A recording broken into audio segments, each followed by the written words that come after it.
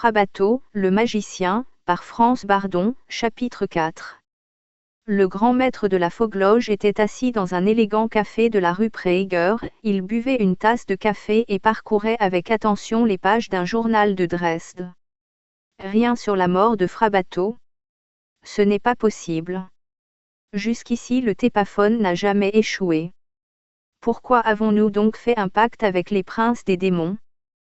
Toutes ces pensées traversaient son esprit. La rage et la déception l'irritaient nerveusement. Les frères de la loge voulaient fêter le succès de ce décès ce soir et maintenant, quel malheur! Cet échec remettrait en cause, sans aucun doute, la confiance que plusieurs membres avaient dans le pouvoir de la loge. Il réalisa surtout que sa propre autorité risquait d'être grandement ébranlée. Il annula par téléphone la réunion qui était prévue pour ce soir-là et se rendit au siège de la loge. Il se dirigea directement dans le temple utilisé pour des cérémonies magiques que seul le grand maître en personne pouvait accomplir. La pièce avait une seule fenêtre qui pouvait être camouflée de façon automatique. À l'est, une colonne tétragonale, ornée de signes magiques, constituait l'autel. À côté, prêt à l'emploi, prenaient place quelques instruments utilisés en magie.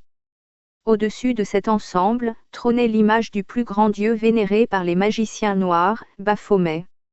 Les murs étaient recouverts d'un velours bleu sombre et du plafond bleu clair pendait un grand lustre.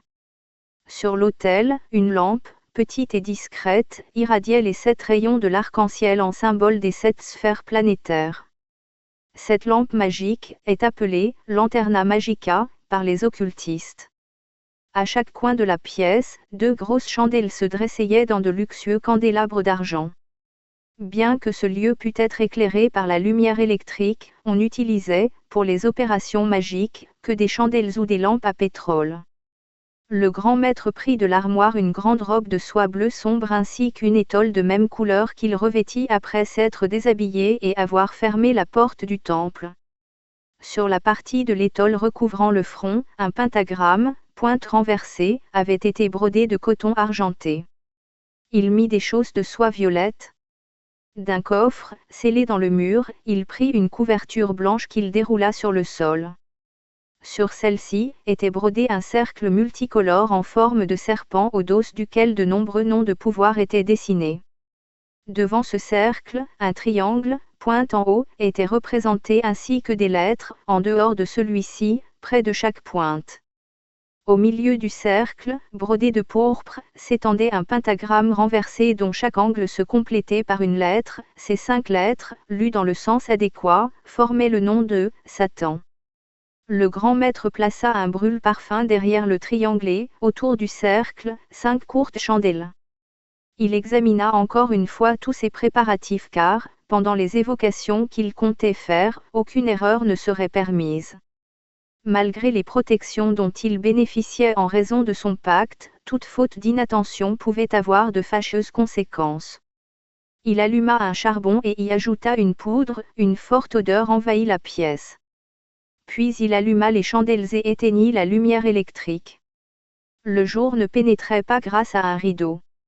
Le grand maître franchit majestueusement le cercle, tenant dans la main gauche une épée magique et, dans la main droite, une baguette. À son cou, pendait le sceau magique de l'entité qu'il était sur le point d'évoquer. Face à l'est, il se mit à réciter la formule évocatoire avec enthousiasme, « Je suis en contact avec vous, vous, salamandres et esprits ignés de l'enfer. Votre élément m'est soumis sur les 3 plans d'existence. Je t'évoque et je te conjure, prince des esprits ignés de l'enfer. Je t'évoque au nom de Satan, ton maître tout-puissant qui est ton seigneur et ton prince. Ayant un pacte avec ton maître, je t'ordonne, en son nom, de te soumettre à ma volonté et de réaliser mon désir par l'action de ton élément. Je te lie à mon épée magique et je t'oblige à m'obéir en toutes choses. Je te demande de soumettre à ma volonté tes cruels esprits de feu afin que ceux-ci exécutent mes projets à n'importe quel moment. Au nom de ton tout-puissant Seigneur et Prince, à qui je suis lié par mon pacte, je te demande de persécuter et de détruire Frabato. Prince des esprits ignés de l'enfer, apparaît maintenant, rends-toi visible dans ce triangle pour prouver que tu as bien capté mes ordres. Dès que le grand maître eut récité, d'un ton pathétique, son évocation, les flammes des chandelles s'élancèrent et le plancher se mit à craquer. Un rayon brillant apparut dans le triangle magique et l'on entendit une voix perçante, « J'ai entendu ta demande, grand magicien. Nous devons te servir parce que notre Seigneur Tout-Puissant est ton obligé. Je persécuterai donc Frabato avec l'aide de mes sujets partout où l'action de notre élément est possible. Cependant, je ne puis te garantir un réel succès car Frabato a une mission à accomplir dans le monde. Son destin n'est pas celui des mortels ordinaires. » La forme de l'entité devenait de plus en plus visible et des langues de feu dansaient autour d'elle. Une chaleur insupportable émanait d'elle et son pouvoir était si manifeste que le grand maître sentit qu'il était en danger. Il leva son épée et la pointa vers l'entité. Alors, dans un grondement de tonnerre qui fit trembler la terre, l'être de feu disparut. Après quelques instants de répit et de concentration, le magicien noir se dirigea vers le sud. « Vous, force de l'élément air, tout mon être est maintenant en contact avec votre élément. Roi des démons de l'air, entends mon appel et soumets-toi à ma volonté. Ayant fait un pacte avec ton fou puissant Seigneur, je t'évoque en son nom. Toi et les esprits de l'ouragan, qui traversez l'atmosphère en course rapide, vous devez obéir à mes ordres. Je t'évoque, toi, roi des esprits démoniaques de l'air. Rends-toi visible devant ce cercle et prouve que tu as bien capté ma demande. Vite, sinon je te torturerai et te tourmenterai au nom de ton maître. Roi des airs, apparais-moi. » Par un mugissement terrible, l'entité de l'air devint perceptible dans le triangle magique et sa voix stridente retentit comme si elle parvenait de très loin. Toi, ver de terre, si tu n'avais pas eu un pacte avec notre tout-puissant Seigneur, je t'aurais mis en pièces par mon élément parce que tu oses me traiter ainsi. Je ne suis ton obligé que par ce pacte. À présent, formule tes requêtes. Je demande la destruction de Frabato, lança le grand maître. Tes esprits de l'air le persécuteront et dresseront des obstacles à tous ses faits et gestes. Il devra se sentir comme une chiffe impuissante.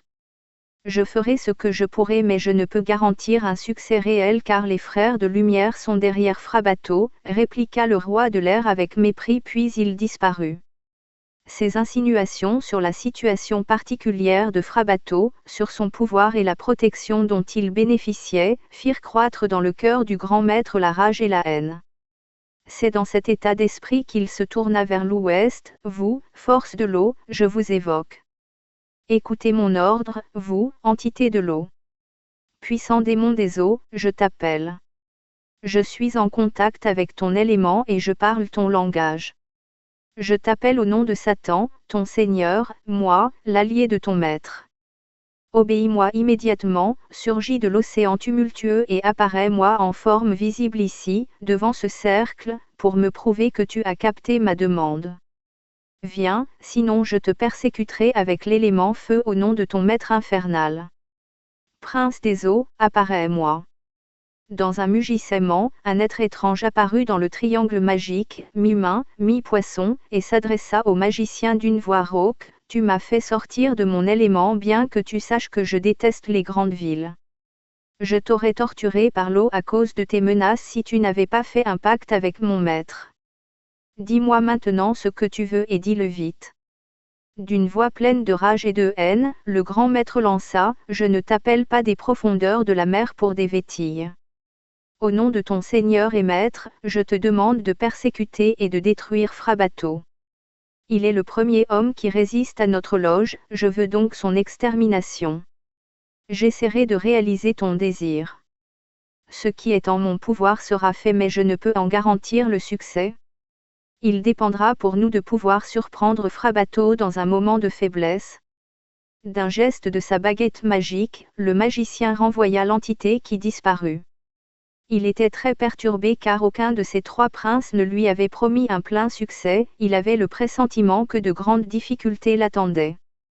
Afin de terminer le tour du cercle magique, il lui restait à évoquer le prince de la terre, il alla donc face au nord. Puissant prince de la terre infernale, l'allié de ton maître t'appelle en son nom. Au nom de Satan, quitte le monde souterrain et rends-toi visible devant ce cercle et dis-moi que tu as accepté de m'entendre. Fais immédiatement ce que je t'ordonne, sinon tu seras tourmenté au nom de ton maître. Prince de la terre, apparais-moi. Sous les pieds du grand maître, le sol trembla et un petit homme aux cheveux gris et au menton pointu apparut dans le triangle magique accompagné d'un vacarme assourdissant. Ses gros yeux sombres vrillaient le magicien noir. De sa main droite il tenait une lanterne à la lueur lugubre mais pénétrante. Le regard intense, l'esprit de la terre fixait le magicien. J'ai quitté mon royaume à contre-cœur pour me soumettre à ta volonté car, selon la loi occulte, jusqu'à ta mort je suis ton obligé en vertu de ton pacte. Que veux-tu de moi ? La voix profonde et le regard glacé de l'entité firent frissonner le grand maître. Il réalisa soudain qu'après sa mort il serait son esclave. Le prince des élémentaux négatifs de la terre attendait tranquillement dans le triangle magique. Deux lisait clairement les pensées et les sentiments du magicien et cette vision parut lui plaire puisque, plus tard, cet homme, fou de pouvoir, serait son sujet. Quasi paralysé, le grand maître se reprit et dit « Je sais ce qui m'attend mais je ne peux rester sans agir et voir comment un profane reçoit les honneurs et ridiculise notre loge. Je te demande donc de persécuter Frabato de tout ton pouvoir et de le détruire. Prends-le au fond de ton royaume et entoure-le d'un voile d'obscurité pour qu'il ne puisse s'échapper. Telle est ma requête. L'extermination de Frabato servira l'image de ton maître et celle de notre fraternité. Je ferai ce qui est en mon pouvoir, répondit l'esprit de la terre, mais je ne peux garantir le succès dans le cas d'un homme tel que Frabato. L'esprit de la terre disparut et la maison devint aussi silencieuse qu'un tombeau. L'évocation des entités élémentales avait tellement affaibli le grand maître que celui-ci se tenait debout dans le cercle magique comme s'il avait été battu à mort. Il respirait difficilement et sa tête lui parut complètement vide. Il vit l'entité démoniaque qui le servait chaque jour, debout, dans un coin de la pièce. Cette entité avait été à ses côtés pendant de nombreuses années, l'aidant à réaliser beaucoup de ses désirs de sorte qu'il était devenu entièrement dépendant d'elle. Il était conscient qu'il n'avait plus le pouvoir de se libérer de ses chaînes. Les lois cosmiques ne lui donnaient pas l'opportunité de rompre le pacte qu'il avait conclu avec les puissances démoniaques. Le pouvoir qu'il avait obtenu grâce à ce pacte ne serait pas éternel et, de même qu'il était un maître aujourd'hui, de même demain il serait un esclave. Son désir de pouvoir et de richesse dans le monde matériel n'avait pu être satisfait par ses propres capacités occultes, c'est pourquoi il avait succombé à la tentation de faire un pacte magique. À ce moment précis, ce sentiment de dépendance l'envahit tel un cauchemar, engendrant en lui une angoisse de l'enfer qu'il n'avait jamais ressentie de sa vie qu'à cet instant. Cependant, sa haine envers Frabato était immense et s'était encore accrue, parce que le prince de chaque élément ne lui avait pas garanti quelque succès. Quelle puissante autorité est derrière Frabato ? Cette question faisait partie de ses pensées lancinantes, je veux le détruire même au risque de ma propre vie. Exaspéré par de telles idées, le grand maître décida d'évoquer le maître des puissances démoniaques en personne pour lui demander d'accomplir son vœu. Le magicien noir mit alors son épée sur le plancher, à l'intérieur du cercle et posa sur celle-ci son pied gauche.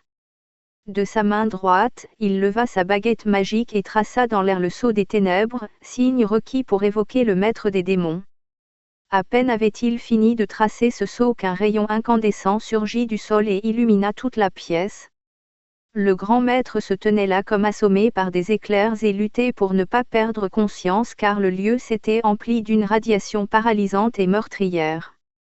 Aucun mortel ordinaire n'aurait pu supporter cette terrible tension et c'était uniquement le pacte qu'il avait fait qui sauva cet homme d'une mort instantanée.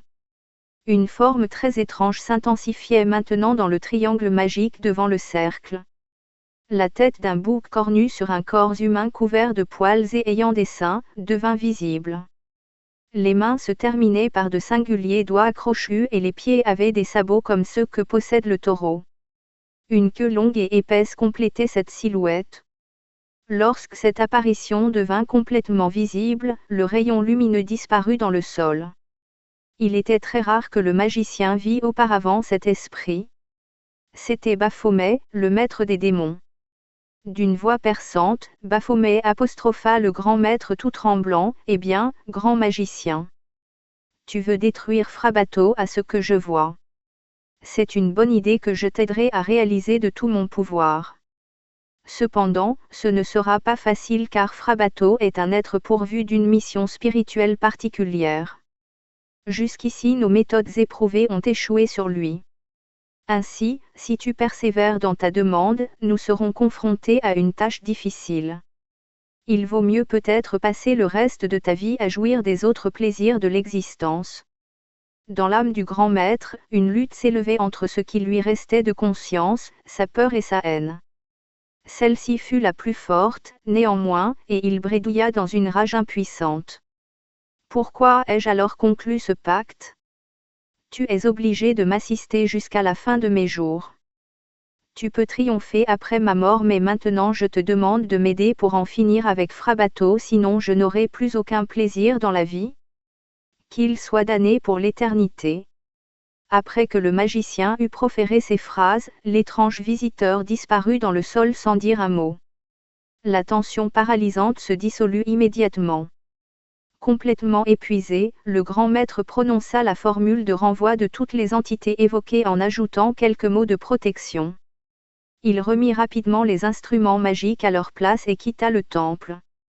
Il s'écroula sur le sofa d'une pièce contiguë et fut incapable, pendant un long moment, d'avoir une pensée claire.